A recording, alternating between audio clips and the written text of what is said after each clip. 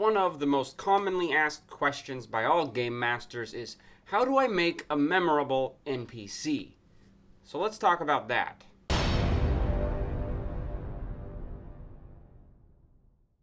Hey fellow game masters, I'm Richard Quiner. Welcome back to the channel where today we're talking about NPCs, or non-player characters. Now when it comes to non-player characters, a lot of game masters want to have something memorable for their characters to encounter. A character or an NPC that the characters are going to think about for days or months or even years to come. But it's a little more difficult than you might think, and that's why everyone wants to know how to do it. But this video, more specifically, we're going to talk about making a simple NPC, and we're going to talk about kind of the mindset that you should have in going into making NPCs as a game master. So first off, like I've said so many times before, being a game master is a lot different than being a player. You have a different source of fun, and the same goes into creating these NPCs. You, as the game master, need to decide what will make you happy about creating the NPCs.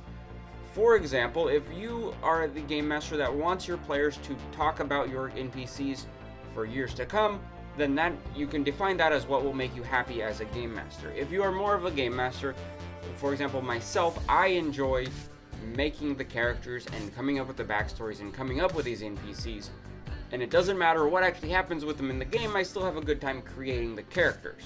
So you see, there's kind of two schools of thought on creating NPCs. But for this video, like I mentioned, we're just going to talk about the basics. We want to make NPCs that are going to be quick, that you can put in your game, and then you can decide, or you can let your players decide if they're going to be memorable characters or not.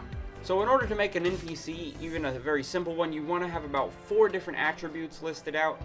I like to go with these 4. It's basically the name, an appearance, an occupation, and a motivation. That's the 4 things that I like to come up with, even for the most basic NPCs that I create.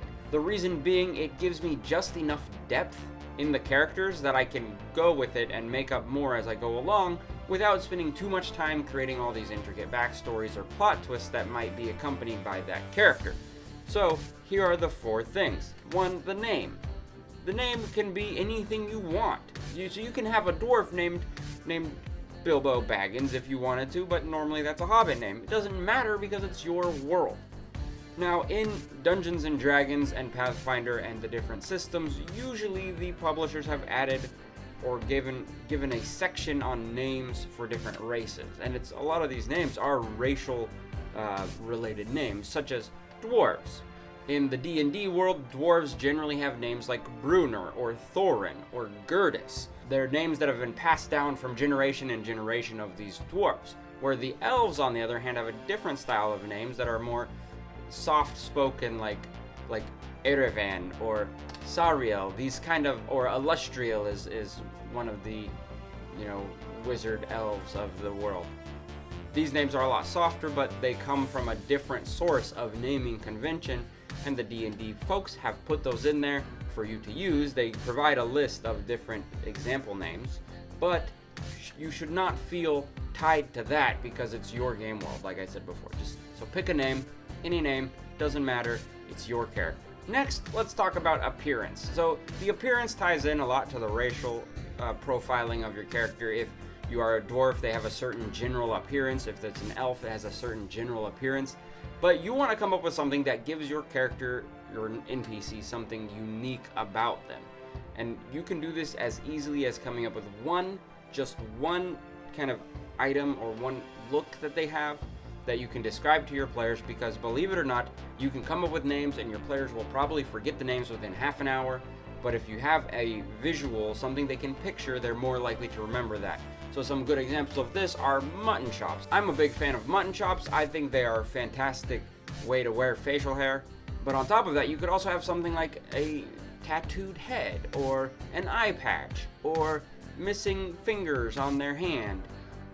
These kind of simple but unique appearance objects that stand out among the other descriptions that you have will give the character a little bit more life and give your players something to remember or something to kind of latch onto with that character.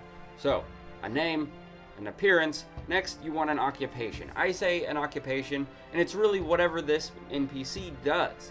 it doesn't have to be their job. Like, it doesn't have to be a blacksmith or a bartender or a seamstress or anything like that. It could be a hobo that lives in the street. That is their occupation. They could be a school child that really just does nothing but live their life and go to study. That kind of thing is what I mean by occupation. So that's the next part you want. Everyone in the world, almost everyone in the world, has an occupation or something that they do, something that can define them a little bit. Give your character something that defines them in terms of what they do, and your players may remember that in the future. They may not, but it gives you something a little more to build on, which is always good for NPCs. And last, I like to talk about motivations for these NPCs. And these also don't need to be big, grandiose motivations. You don't need to have an NPC that wants to be a king or a queen, but they can simply be the bartender that wants to get their shipment of ale from the docks. They could be a kid who has missed their stuffed animal. It could be a mother who just wants to have a night out without the kids for once. It could be any number of things that you can come up with that can motivate these characters in their interactions with the players. Can this tie into a quest later on or at that moment? Sure, if you feel that you want to do that, but don't feel obligated to do that. It's kind of just freeing to be like, okay, this is what the character wants, and it gives just a little bit more depth. So as you're interacting with the players, you can interact in a way to achieve that goal.